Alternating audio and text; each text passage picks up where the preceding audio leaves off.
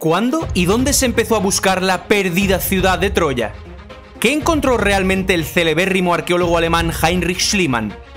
¿Qué rarezas e incógnitas hacen pensar que su labor fue un completo fraude? Veámoslo, comenzamos.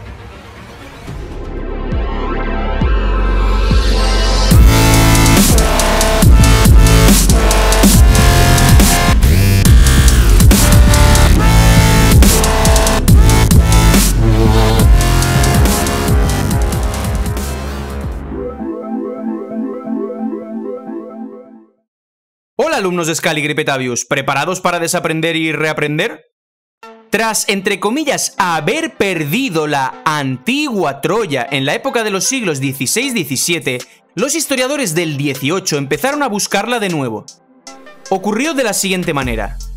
La arqueóloga alemana Elli G. Krisch, en su libro Los tesoros de Troya y su historia, nos dice: después de que por orden del enviado francés en Constantinopla, cierto francés, Choiseul Gouffier, realizara una serie de expediciones a Anatolia noroccidental, 1785, y publicase una descripción de dicho lugar, estalló de nuevo la discusión acerca de dónde estuvo ubicada exactamente Troya. Según el francés, la ciudad de Príamo debía estar junto a Pınarbaşı, aproximadamente a 10 kilómetros en dirección al continente desde la colina de Hisarlik. Esta última estaba señalada en el mapa compuesto por Choiseul Gouffier como un lugar donde había ruinas. Así que la hipótesis de que ciertas ruinas junto a Hisarlik eran precisamente la antigua Troya fue expresada por el francés Choiseul Gouffier mucho antes de Heinrich Schliemann, el presunto descubridor de Troya. Además, ya en 1822, Maclaren afirmaba que la colina Hisarlik era precisamente la antigua Troya. Partiendo de esto, el cónsul británico Frank Calvert, cuya familia vivía en los Dardanelos, intentó convencer a Sir Charles Newton, director de la colección grecorromana del Museo Británico de Londres, de organizar en 1863 una expedición para la excavación de las ruinas de la colina Hisarlik. El propio Heinrich Schliemann escribía lo siguiente: después de haber inspeccionado la zona 2 veces, le di la razón a Calvert de que el altiplano que corona la colina Hisarlik es precisamente el lugar donde estuvo situada la antigua Troya. De esta manera, Schliemann menciona directamente a Frank Calvert, algo que contradice el ampliamente difundido mito de que Schliemann supuestamente encontró Troya, sujetando en sus manos la Ilíada de Homero y apoyándose exclusivamente en ella. Es decir, fue Calvert quien propuso buscar Troya en Hisarlik. Schliemann solamente excavó la colina y halló supuestamente las pruebas decisivas de la existencia de la ciudad, que hasta entonces se había considerado que solo era un mero mito. Hagámonos una pregunta. ¿Por qué empezaron a buscar la Troya homérica concretamente en ese lugar? Esa es la gran pregunta. Al parecer, la razón fue porque todavía pervivía el borroso recuerdo de la ubicación de Troya en algún lugar de la región del Bósforo. Pero los historiadores del siglo XVIII no podían indicar concretamente a la Nueva Roma y sus alrededores, porque para entonces ese hecho ya había caído en el olvido. Es más, la historia scaligeriana ya en el siglo XVII había prohibido incluso pensar que Estambul tenía algo que ver con la Troya de Homero. Si todavía no sabéis qué es eso de historia scaligeriana, aquí tenéis el vídeo en el que introduzco brevemente el tema. Sin embargo, quedaban pruebas medievales indirectas de todo tipo, que afortunadamente habían sobrevivido a la destrucción, que hacían pensar que la antigua Troya estaba en algún lugar junto al Bósforo. Por eso, los historiadores y entusiastas comenzaron a buscar la perdida Troya en un lugar que realmente no estaba lejos de Estambul. Turquía está densamente sembrada de ruinas de poblaciones medievales, fortificaciones militares, etc. Así que no suponía ningún esfuerzo escoger unas ruinas adecuadas para declarar que eran los restos de la Troya homérica. Como podemos ver, en calidad de uno de los candidatos se barajaron también las ruinas de la colina Hisarlik. Pero tanto los historiadores como los arqueólogos comprendían perfectamente que había que desenterrar algún tipo de prueba de que esas ruinas eran la Troya de Homero. Es decir, encontrar aunque fuese algo. Esa tarea la realizó exitosamente Heinrich Schliemann. Inició las excavaciones en la colina Hisarlik. Las ruinas desenterradas mostraron que en el lugar había realmente cierto poblado de un tamaño reducido, solamente cerca de 120 por 120 metros. El plano de ese castro, de esa fortificación, lo podéis encontrar, por ejemplo, en el libro de Eli Krish. En ese lugar, evidentemente, no había ni de cerca nada homérico. En Turquía se pueden encontrar ruinas similares a cada paso. Al parecer, Schliemann comprendía que se necesitaba algo extraordinario para atraer la atención pública hacia esos pobres restos. Seguramente en el lugar hubo algún tipo de pequeña fortificación o poblado medieval. Como ya hemos visto, Frank Calvert hacía ya tiempo que había dicho que la antigua Troya estaba en algún lugar por ahí. Pero nadie hacía caso a sus afirmaciones. Algo que es comprensible, será por ruinas en Turquía. Por eso eran necesarias pruebas irrefutables. Y entonces, en mayo del año 1873, Schliemann de repente encontró un tesoro de oro, que enseguida declaró el tesoro del antiguo rey Príamo. Es decir, de aquel mismísimo Príamo del que habla el gran Homero. Hoy en día, dicha colección de objetos de oro viaja por diferentes museos del mundo como el legendario tesoro de la antigua Troya. Esto es lo que escribe al respecto Eli Krish. Heinrich Schliemann encontró en mayo de 1873, cerca de las puertas esceas, así las consideró erróneamente, un maravilloso y riquísimo tesoro que perteneció, según su convicción inicial, nada menos que al rey homérico Príamo. Schliemann y su trabajo enseguida conquistaron una amplia fama, pero hubo también muchos escépticos que pusieron en duda su hallazgo. Todavía hoy en día, algunos investigadores, principalmente el especialista estadounidense en filología antigua D.A. Trail, afirman que la historia del tesoro es un invento. Schliemann o bien reunió todas esas cosas durante mucho tiempo, o bien compró gran parte de ellas por dinero. La desconfianza era todavía mayor debido a que Schliemann ni siquiera comunicó la fecha exacta del descubrimiento del tesoro. Y es verdad, Schliemann por algún motivo ocultó dónde, cuándo y en qué circunstancias había descubierto el antiguo tesoro. Resulta que los inventarios e informes detallados fueron hechos más tarde. Además, Schliemann por algún motivo insistía en no decir la fecha exacta de su hallazgo. Eli Krish nos dice: en Atenas finalmente escribió el informe más detallado hasta aquel momento sobre su descubrimiento. La fecha de este acontecimiento, al mismo tiempo, fue cambiada varias veces y quedó sin estar clara. Habiendo indicado las numerosas rarezas de ese tipo que envolvían al descubrimiento de Schliemann, diversos críticos, entre ellos D.A. Trail, declararon que toda la historia del tesoro era una burda invención. Vaya por Dios. Aquí cabe señalar que la arqueóloga Eli Krish no comparte la postura de los escépticos.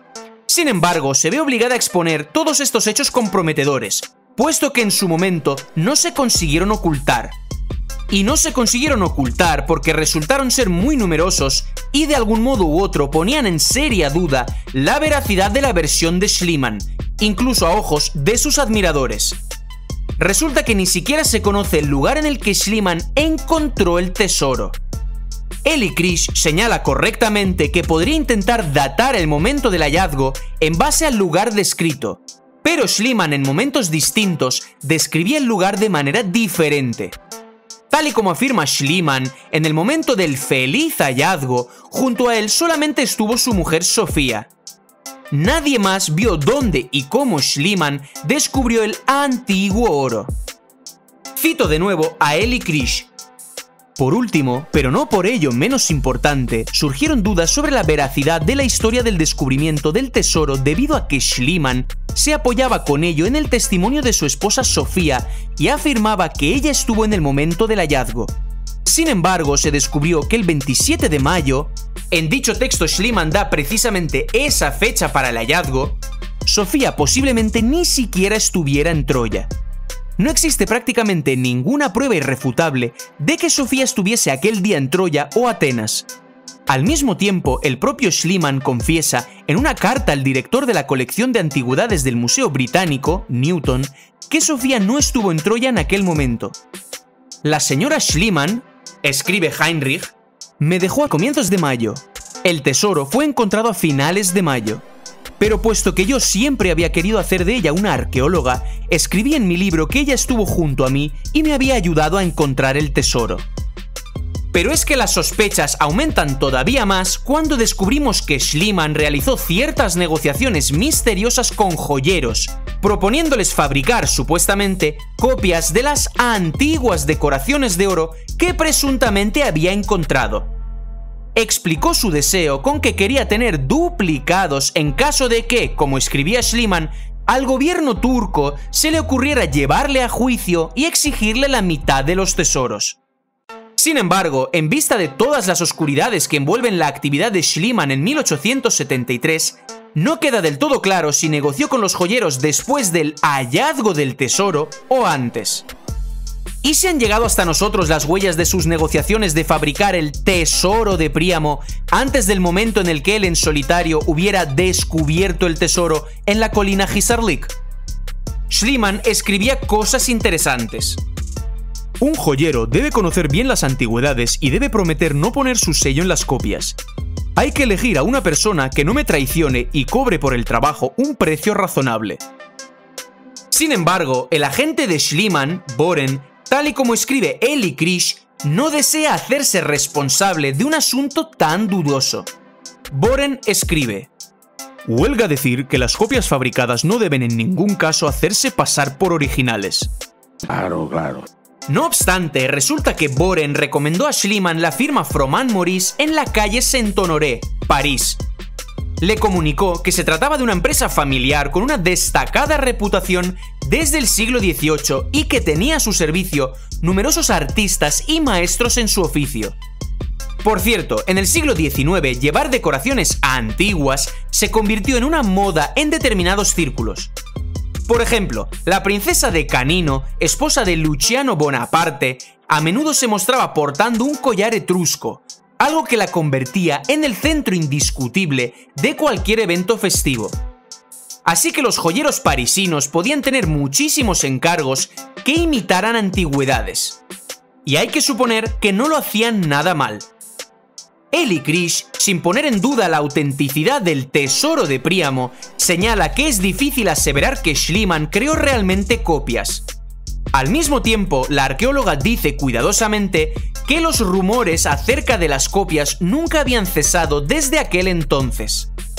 Ella lo resume todo de la siguiente manera: algunas ambigüedades y contradicciones en las diversas descripciones de este hallazgo, cuya fecha exacta ni siquiera se indica, hicieron a los escépticos dudar de la autenticidad del descubrimiento. William M. Calder III, profesor de filología antigua de la Universidad Estatal de Colorado, llamó a Schliemann soñador engreído y egocéntrico y mentiroso patológico. Por cierto, se considera que Schliemann descubrió otra maravillosa tumba antigua, concretamente en Micenas. Es simplemente sorprendente la suerte que tenía para encontrar oro antiguo. En Micenas descubrió una máscara funeraria de oro que enseguida fue declarada máscara del mismísimo rey homérico Agamenón. ¿Pruebas? Ninguna. Por eso, los historiadores actuales escriben con mucho cuidado lo siguiente: Heinrich Schliemann pensaba que la máscara descubierta en una de las tumbas de Micenas fue hecha a partir de la cara de Agamenón. Sin embargo, después se demostró que perteneció a otro gobernante cuyo nombre desconocemos. Me gustaría saber cómo los arqueólogos demostraron la pertenencia de una máscara desconocida a un gobernante desconocido cuyo nombre se desconoce.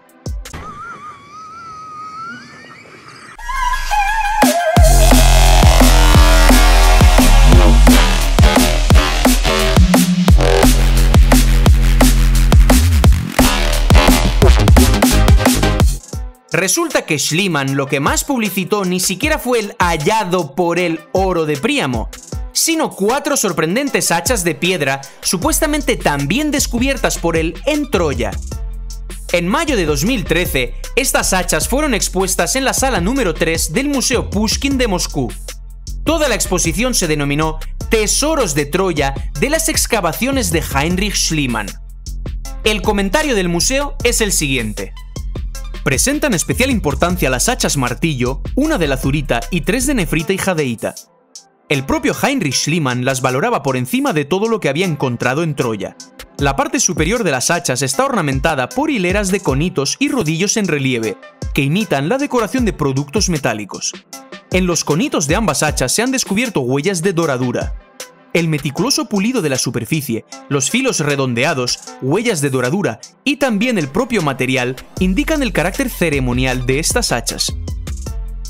Las hachas en cuestión causan una gran impresión. Nos aseguran sin ningún tipo de descaro que fueron realizadas supuestamente en el monstruosamente lejano pasado del segundo milenio antes de nuestra era. Es decir, que tienen más de 3000 años. Las hachas tienen orificios perfectamente cilíndricos, destinados para el mango. ¿Cómo hicieron esos orificios con tanta precisión en tiempos tan antiguos? Según la historia oficial, todavía no había acero. Las brocas de diamante todavía no se habían inventado. Después de haber pasado supuestamente miles de años, la reflectante superficie de las hachas casi no se ha perdido. Los conitos parecen casi nuevos. Y es que para haberlos elaborado se habría necesitado rebajar la piedra prácticamente de toda la superficie del hacha a la profundidad necesaria. Es más, no se dice nada de si se encontraron hachas más toscas. ¿Acaso en la antigua Troya solo existieron estas 4 preciosas hachas y no otras muchas más simples destinadas a las necesidades del hogar? Ya sin pulido perfecto, conitos ni doradura. Es inevitable pensar que esas hachas y el tesoro de Príamo tienen el mismo origen: los talleres de los joyeros y artesanos parisinos del siglo XIX. Así pues, volviendo al tema de Troya, se puede decir lo siguiente. De todo lo anteriormente dicho, se forma un cuadro bastante curioso. 1. Schliemann no indicó el lugar, la fecha y las circunstancias del hallazgo del tesoro de Príamo, formando un lío muy extraño en esta cuestión. No aportó ninguna prueba convincente de que había desenterrado la Troya homérica. Y los historiadores caligerianos tampoco es que le exigieran ninguna. 2. Hay fundamentos para sospechar que Schliemann sencillamente encargó a ciertos joyeros fabricar antiguas joyas de oro. Y también 4 hachas.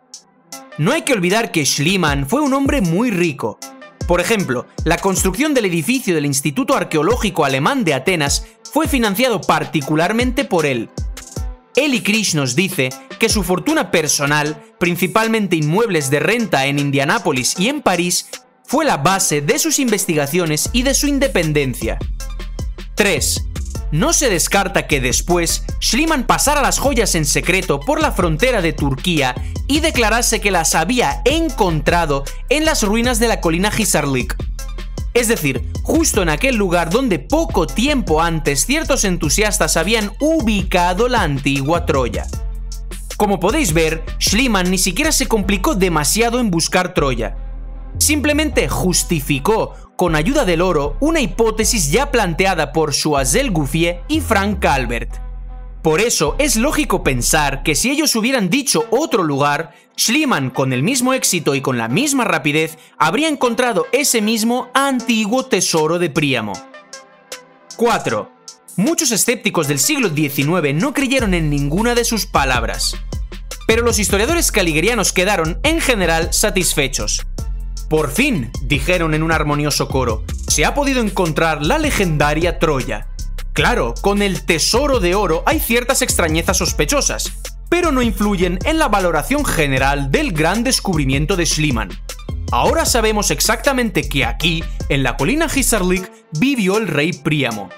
Mirad, esa ladera de la colina es justo donde el gran Aquiles venció a Héctor. Y aquí es donde estuvo puesto el caballo de Troya. Obviamente no se ha conservado, pero he aquí una reconstrucción muy exacta.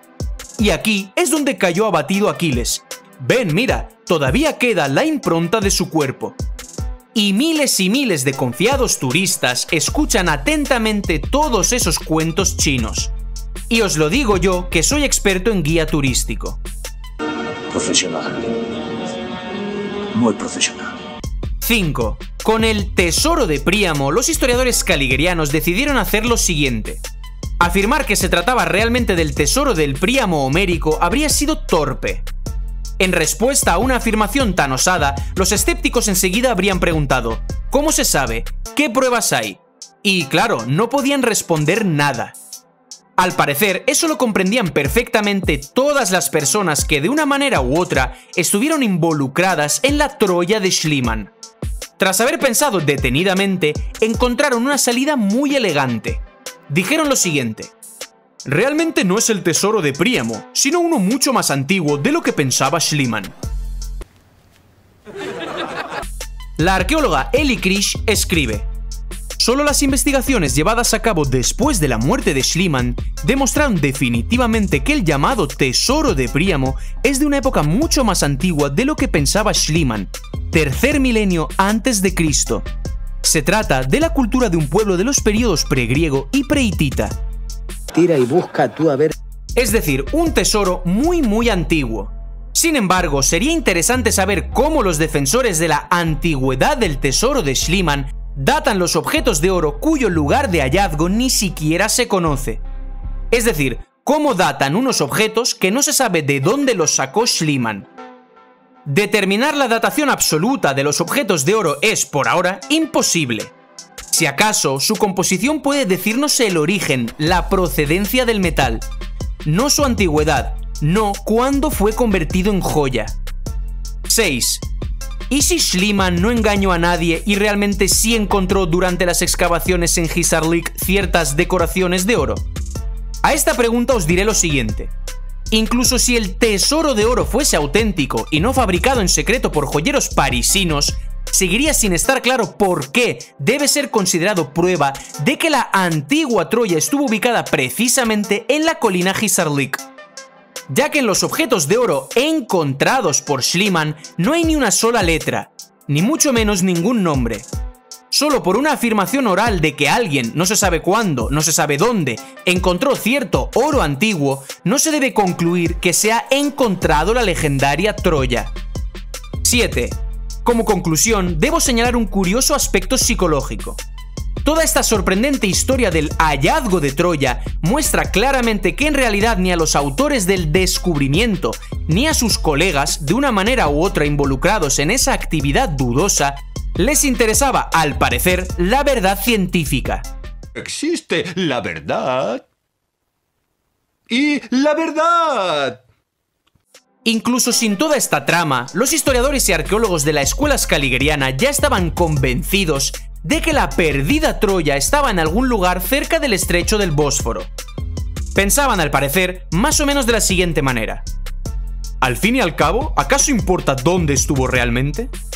Schliemann ha sugerido considerar que Troya está en la colina Hisarlik. Dicen que incluso encontró allí un rico tesoro de oro. Claro, alrededor del tesoro circulan ciertos rumores desagradables. Sin embargo, ¿acaso es necesario entrar en esos detalles? Acordemos con Schliemann que Troya estuvo realmente allí donde él insiste que está. Es una persona conocida, respetada, rica.